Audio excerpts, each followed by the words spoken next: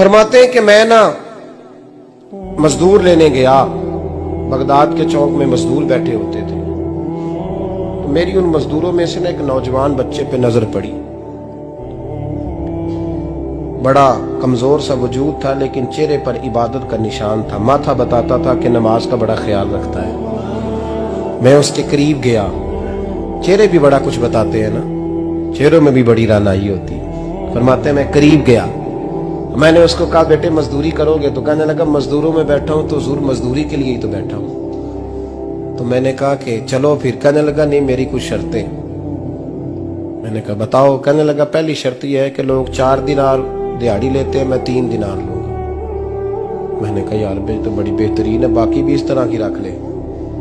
اس نے کہا حضور دوسری شرط یہ ہے کہ میں آپ کی مکمل بات مانوں گا لیکن جب اذان ہو جائے گی پھر آپ کی نہیں سنوں گا۔ تیسری بات اس نے یہ کی کہ حضور میں آپ کے گھر میں کام کروں گا پر آپ کے کسی سوال کا جواب نہیں دوں گا۔ کہتے میں نے کہا یار تو بڑا عجیب ہے، شرطیں تو مالکوں کی ہوتی ہیں۔ کہنے لگا جی بہرحال میں شرطیں لگا کے جاتا ہوں۔ فرماتے ہیں میں اسے گھر لے آیا،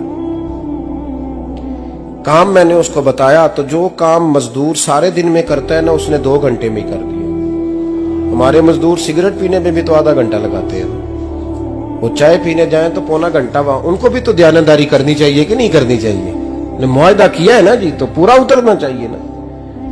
کہتے 2 گھنٹے میں۔ اب کام جب بندہ شروع کراتا ہے تو کام اور نکل آتا ہے۔ کہتے کام میں نے اس کو اور بتا دیا، وہ کرنے لگا۔ اس نے مٹی نکال کے رکھی تھی باہر رستے میں، تو اذان ہو گئی زور کی، اس نے وہیں کدال چھوڑی کہی اور چلنے لگا۔ تو میرا بیٹا کہنے لگا اس کو ذرا برابر کر دو۔ کہنے لگا چپ کر جا، تیرے باپ سے بات ہوئی تھی، جب اذان ہوتی ہے تو میں کسی اور کی نہیں سنتا، صرف اللہ رسول کی سنتا ہوں۔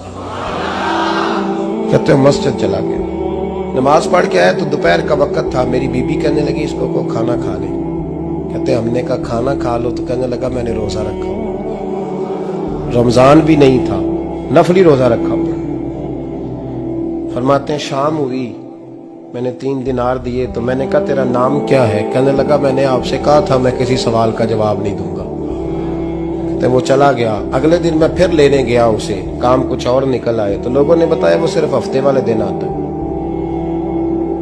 میں نے کہا کیوں؟ کہنے لگا جی وہ کہتا ہے میرا ہفتے کا خرچہ 3 دینار ہے، جب 3 دینار کما لیتا ہوں تو باقی سارا ٹائم اللہ رسول کی ذکر میں گزار دیا کرتا ہوں۔ فرماتے ہیں عجیب۔ اگلے ہفتے میں پھر لینے گیا، میں نے پورا ہفتہ انتظار کیا کہ کام اسی سے کرانا ہے۔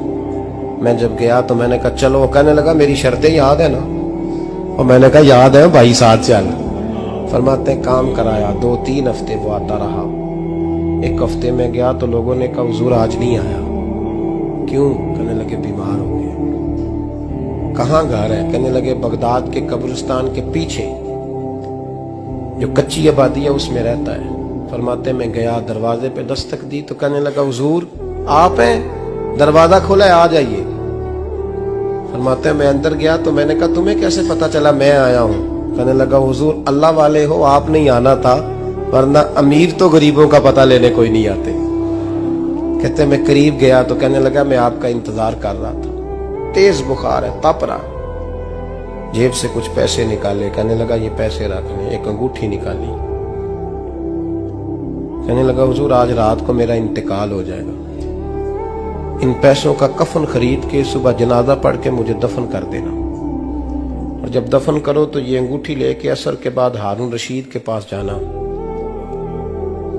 آپ اسے کہنا میں نے ملنا ہے پر وہ آپ کو ٹائم نہیں دے گا، آپ اس کو آواز دیجئے گا کہ تیری ایک امانت ہے میرے پاس، پھر وہ آپ سے ملے گا تو انگوٹھی دے دیں، پھر آپ میری طرف سے فارغ ہیں۔ حضرت فرمانے لگے تیرا نام؟ اور کہنے لگا حضور وقت تھوڑا ہے، آج رات میں نے جانا ہے، بڑی لمبی معافی مانگنی ہے رب کریم سے، اگر مناسب سمجھے تو مجھے اپنے رب سے تنہائی کر دے دیں۔ فرماتے ہیں میں آ گیا پر اس کی باتوں نے مجھے ساری رات سونے نہیں دیا۔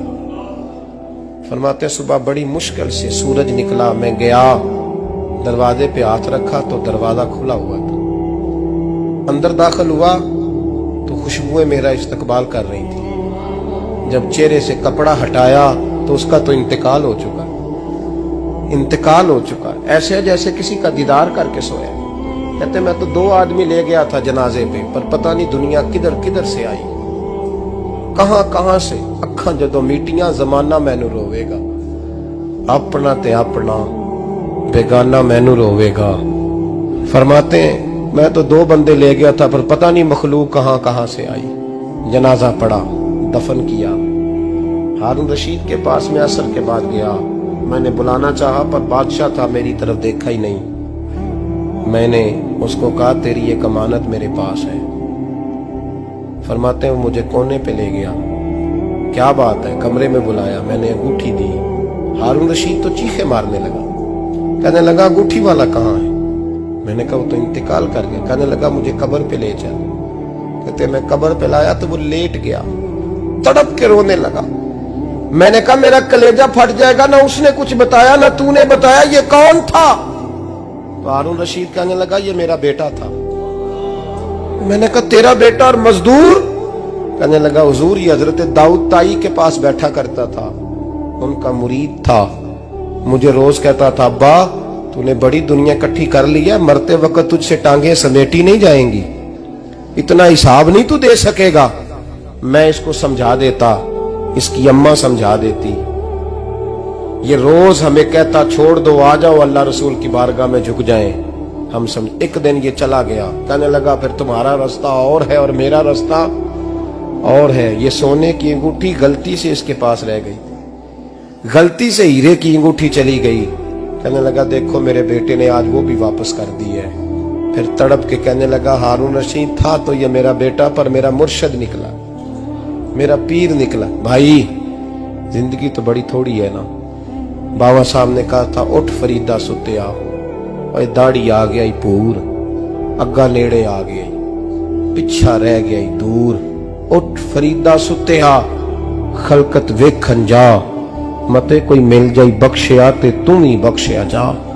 उठ फरीदा सुत्या झाड़ू दे मसीत, तू सुते रब जागदा तेरी डाडे नाल परीत।